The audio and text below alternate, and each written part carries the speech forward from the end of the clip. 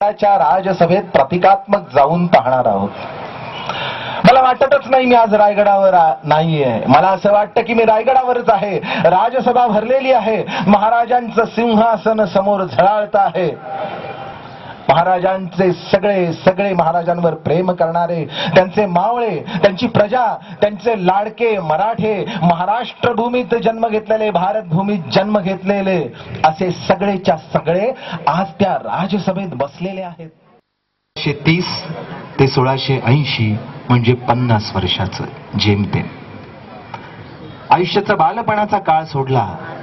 स्वराज्य संस्थापनेपासून तोरणा किल्ल्याच्या त्याला मिळवल्यापासून जर त्यांचं आयुष्य जर आपण समजायचं झालं स्वराज्यासाठी, तर ते पुन्हा 35 वर्षाचं मिळतं. या 35 वर्षात एक माणूस रामचंद्राच्या पावलाने महाराष्ट्रात आली, ती जपली, ती मोठी झाली. इतकं की महाराष्ट्राच्या या प्रांतात जन्म घेतलेल्या रुक्मिणीला सुद्धा यदुराज श्रीकृष्णाने माझी म्हणून तिला रथावर चढवून याच महाराष्ट्र देशातून घेऊन गेला. हे रामकृष्णाच्या परंपरेची भूमी. काय झालं याला? असं कोणतं ग्रहण लागलं? परकीय मुलकातून, सीमारेषेच्या पलीकडून कोणती अवदसा घेतलेली, अन्याय घेतलेली, अत्याचाराची काळोखी पावलं आली. जलालुद्दीन खिलजी नावाचा इस्लामी पंथाचा कट्टर दिल्लीच्या तख्तावर आला. त्याचा पुतण्या अलाउद्दीन खिलजी हा दक्षिणेकडे निघाला. त्याला रामदेवराय यादवाचं अत्यंत भव्य असं सुंदर असं राज्य दिसलं आणि ती संपत्ती आपल्याला हवी आहे असं वाटलं. अलाउद्दीन खिलजीच्या पावलांनी एलिचपुरावरनं देवगिरीच्या किल्ल्यापर्यंत कर्दनकाळ गेला. महाराष्ट्राचं दारिद्र्य जन्माला आलं. ही संपत्ती ओरबाडली. महाराष्ट्राची राजकन्या जेठाई ही अल्लाउद्दीन खिलजीच्या जनानखान्यात कोंडली गेली. अब्रू संपली. अन्याय अत्याचारांचं युग सुरू झालं. 300 वर्ष चालू होता हा अंधकार. छत्रपती शिवाजी महाराज की.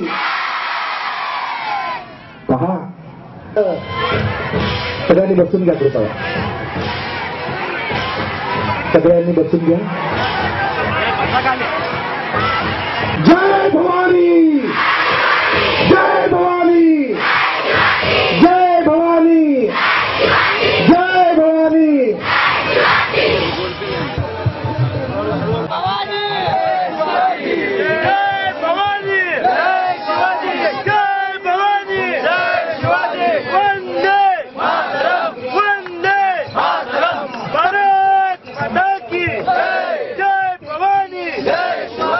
जिजाऊ साहेबांनी यमालाही थांबवून ठेवलं होतं.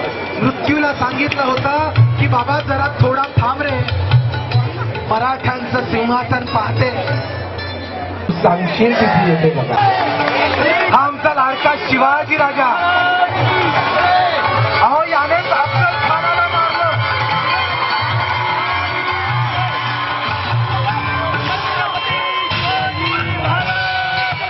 याने 40 खानाची बोट कापली. याने औरंगजेबाच्या तख्तपोशी समोर सिंहाची डरकाळी फोडली. या राजाने बलाढ्य अशा सागरावरती महाराजांबरोबर होते सेनापती हंसाजी हंबीरराव मोहिते. पराक्रमी सेनापती दक्ष होते. सगळ्या सेना नायकांच्या छातीमध्ये मशाली पेटल्या होत्या. हंबीरराव मोहित्यांचा पराक्रम काही देशांना कळला होता. त्यांच्या आधी सरनौबत माणकोजी दहातोंडे, नेताजी पालकर, प्रतापराव कर्तोजी गुजर अशा कितीतरी लोकांनी सरनौबत सेनापतीची धुरा सांभाळली. महाराजांनी जी राजसभा पाहिली, ते सिंहासन पाहिलं. त्या सिंहासनाचा पायथा पाहला आणि डोळे भरले. अरे ही सगळी सभा भरलेली आहे, पण या सभेत माझा लाडका ताना नाही.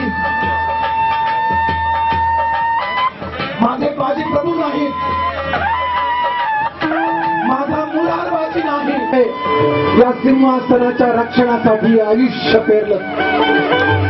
आज तुमच्या सगळ्यांचे आत्मे त्या सिंहासनाच्या भेट आमच्या देहाची काळजाची आहुती व्यर्थ नाही गेली.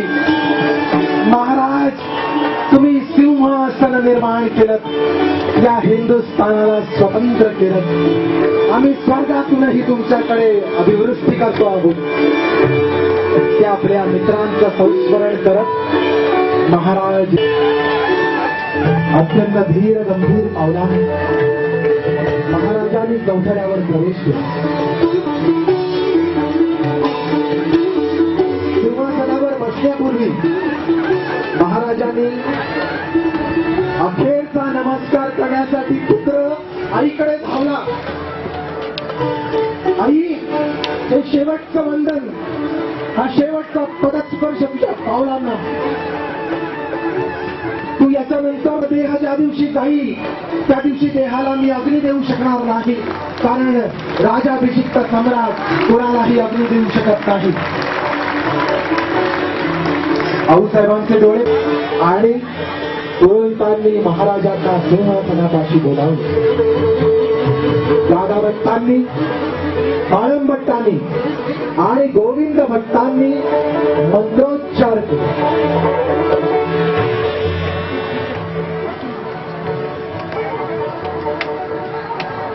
अत्यंत धीर गंभीर अशा मंत्रोच्चारांनी वेद सुक्तांनी रायगडाची राजसभा मंगल झाली, पवित्र झाली.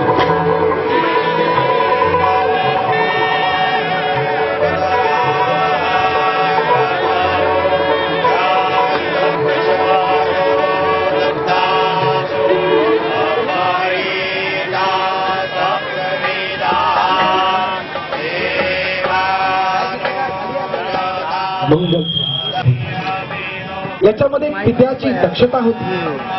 या मंत्रांनी महाराजांना सांगितलं, महाराज, ही भूमी जिचं तुम्ही आज अधिग्रहण करणार आहात, या भूमीचा विवाह संपन्न होतो आहे. तुम्ही या सर्व रयतेचे आज स्वामी होणार आहात. हे व्रत आहे. राजाने सांगितलं,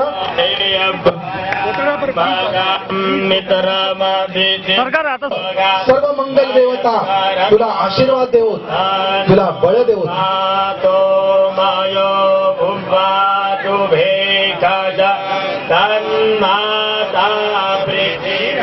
दादा भट्टांनी महाराजांच्या मस्तकीचा मंदिर हा खाली उतरवला राज मुकुटासाठी.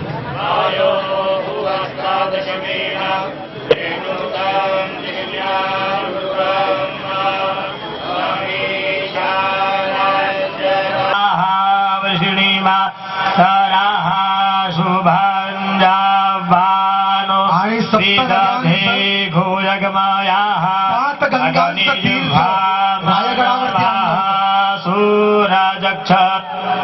या गंगांमध्ये कोण होतं? गंगा भागीरथी होती, यमुना होती, कावेरी होती, यामध्ये चर्मणवती होती, नर्मदा होती.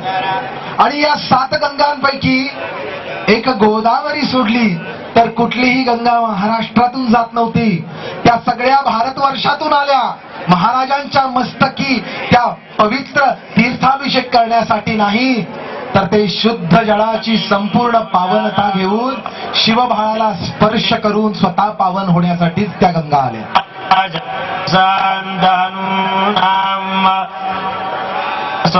जत्र पितरो भवन्ति मानो मदिहारी रिखता राजगन्धो तमभिमा तास पिता सपुत्राः विषवे देवा अदितिः पञ्चजना अदितिर्जातमतिर्जानि तवाम्मा तं पत्नीभिरनुगच्छेम देवाः पुत्रैर्भ्रातृभिरुतव हिरण्यैः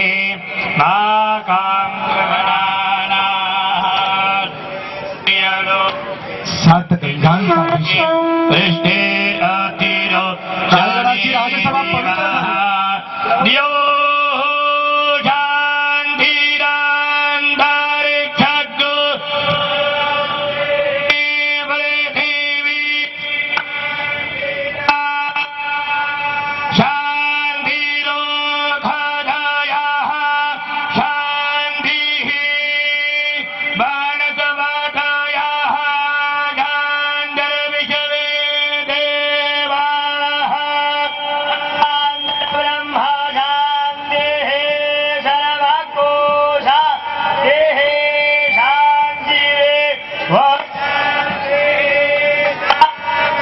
अत्यंत मंगल घोषामध्ये आमचा राजा अभिषिक्त होत होता.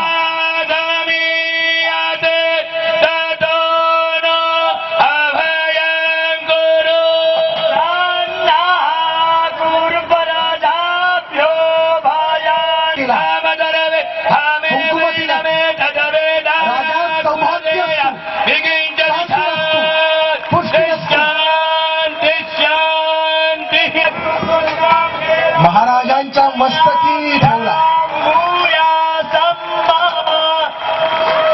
अक्षदा वंदनम वस्त्राणि देयानि युवाजुवादाः परिमितागात् कौलेयान् भवति जायमानः. आणि आशीर्वाद दिला, धर्माने आशीर्वाद दिला, वेदांनी आशीर्वाद दिला, आशीर्वाद दिला महाराजांना. महाराज तक्ती बैसावे आणि गागाभट्टांनी महाराजांना धर्माने आज्ञा केली, महाराज सिंहासनात स्थित व्हावे. महाराजांनी सिंहासनाला वाकून नमस्कार केला.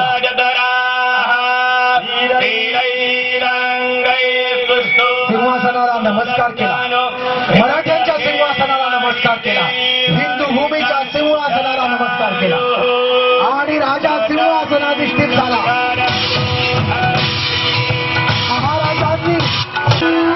महाराजांच्या मस्तकी गागाभट्टांनी छत्र धरलं आणि राजसभेतील प्रत्येक माणसाच्या नजरा असं म्हणतात गर्वाने गेल्या. गागाभट्टांनी घोषणा दिली, महाराज प्रौढ प्रताप पुरंदर क्षत्रिय कुलावतंस सिंहासनाधीश्वर महाराजाधिराज छत्रपती शिवाजी महाराज की, छत्रपती शिवाजी महाराज की, छत्रपती शिवाजी महाराज की. नगाधिराज हिमशेखरा, होय आमच्या महाराष्ट्राचा स्वामी आज या हिंदुस्थानचा सम्राट झाला. आणि त्यानंतर मोरोपंत पिंगळे स्वराज्ञी ही महाराजांच्या मस्तकी हळूहळू आता लक्ष्मी स्नान आणि सुवर्ण होरांनी महाराजांना अभिषेक झाला. स्वराज्याचा पंतप्रधान महाराजांवरून सुवर्ण मुद्रा त्यांनी ओतल्या. महाराज तुम्ही या स्वराज्य लक्ष्मीचे स्वामी झालात, तुम्ही आता लक्ष्मीपती झाला.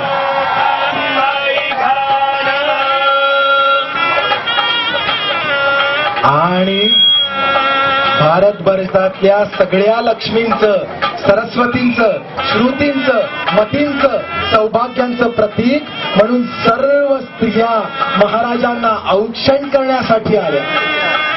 तू आमचा लाडका राजा आणि तू रक्षण केलंस. तू आमच्या भाळाचं रक्षण केलंस, आमच्या पुत्रांचं रक्षण केलंस.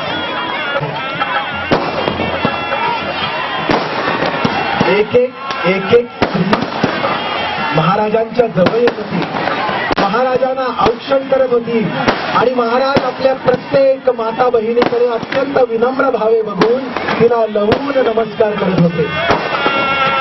आजपासून मी तुमच्या सगळ्यांचं संरक्षण करणार, संगोपन करणार.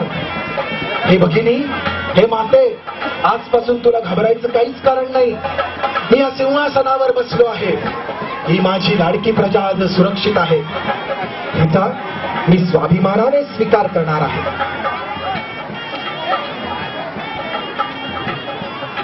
एक एक स्त्री जवळ जात होती.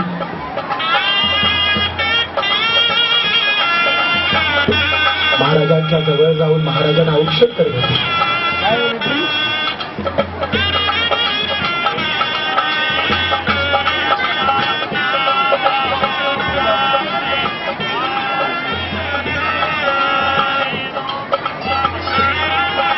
राजसभेमध्ये मंत्रोच्चार चालू होता. शुभ सोहळा, मंगल सोहळा, पवित्र सोहळा. कागा भट्टांनी गोविंद भट्टांना आज्ञा दिली की महाराजांच्या हातामध्ये राजदंड द्यावा आणि गोविंद भट्टांनी महाराजांच्या हाती राजदंड सोपवला.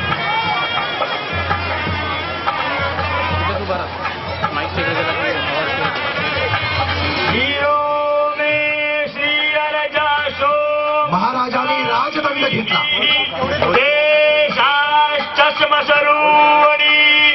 राजा लक्ष्मीरा श्रोत्रम. राजांनी तीनदा उच्चारला कोहम दंडसी, कोहम दंडसी, कोहम दंडसी. आणि गागा भट्ट गोविंद भट्टांनी महाराजांच्या मस्तकी हात ठेवला आणि सांगितलं धर्मा दंडसी, धर्मो दंडसी, धर्मो दंडसी. हे राजा, तुला दंड करण्याचं सामर्थ्य फक्त राष्ट्र धर्मात आहे. आणि महाराजांनी उभे राहून राजदंड हातात घेऊन प्रजेला आश्वासन दिलं, आज मी राजदंड पेलला आहे.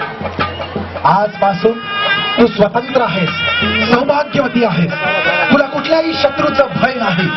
मी आणि माझे सेना नायक, माझी सेना तुमच्या सर्व संपत्तीचं रक्षण करेल.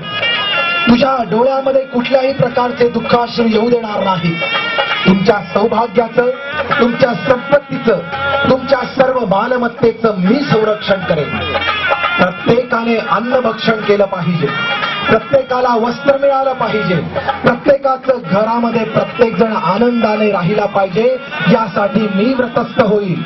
मी आज वचन दिलं आणि पुरोहितांनी महाराजांना सिंहासनावरती दंड घेऊन बसण्यासाठी पुन्हा एकदा आज्ञा दिली.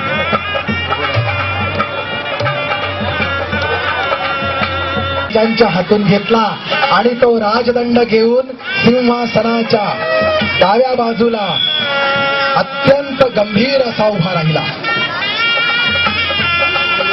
राजदंड घेऊन दंडाधिकारी उभा राहिला.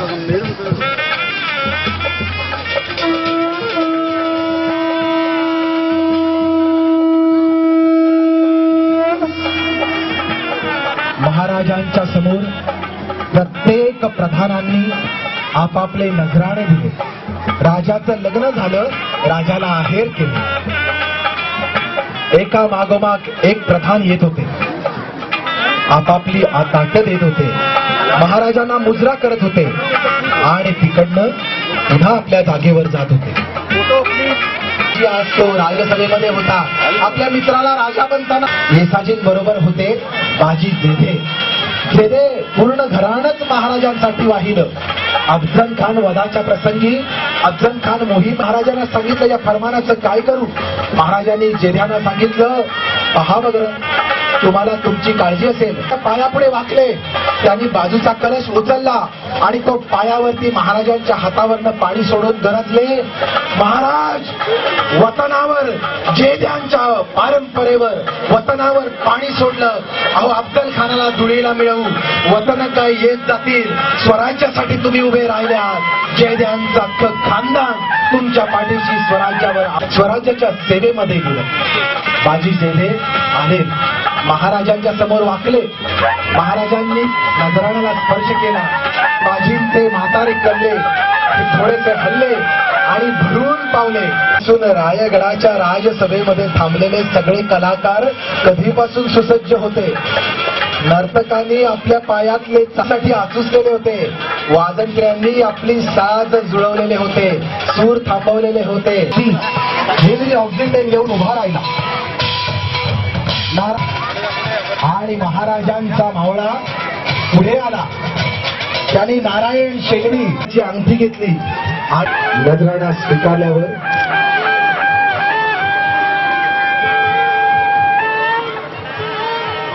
हेनरी ऑक्झिंडेन महाराजांसमोर वाकला. भारतापुढे पाश्चिमात्य संस्कृती वाकली. या इंग्रजांनी आमच्यावरती 150 वर्ष राज्य केलं, पण त्यांचा पूर्वज महाराजांचं जाऊन दिलं आणि आम्ही 15 ऑगस्ट 1947 ला स्वातंत्र्य जन्माला घातलं. आज आपण सगळे स्वतंत्र हिंदुस्थानाचे रहिवासी. आम्हाला राष्ट्रध्वज आहे, आम्हाला राष्ट्र सरकार आहे, आमच्या मनामध्ये राष्ट्रीयत्व आहे. पहा बरं, भारतीय स्वातंत्र्य दिनाचा जो आनंद तोच या दिवसात. महाराजांनी प्रत्येकाची कला न्याहाळली, प्रत्येकाचं आदराने कौतुक केलं, आनंदाने प्रत्येकाच्या कलेला वाव दिला, प्रत्येकाला रोख बक्षिसी दिली. हे सगळे जाणकार कवी, जाणकार नर्तक, जाणकार गायक, लोकनृत्य, महाराष्ट्राची लोकनृत्य घेऊन महाराजांच्या समोर आले, महाराष्ट्राची परंपरा घेऊन महाराजांच्या समोर आले आणि महाराजांची राजसभा निनादू लागली, नाचू लागली, गाऊ लागली.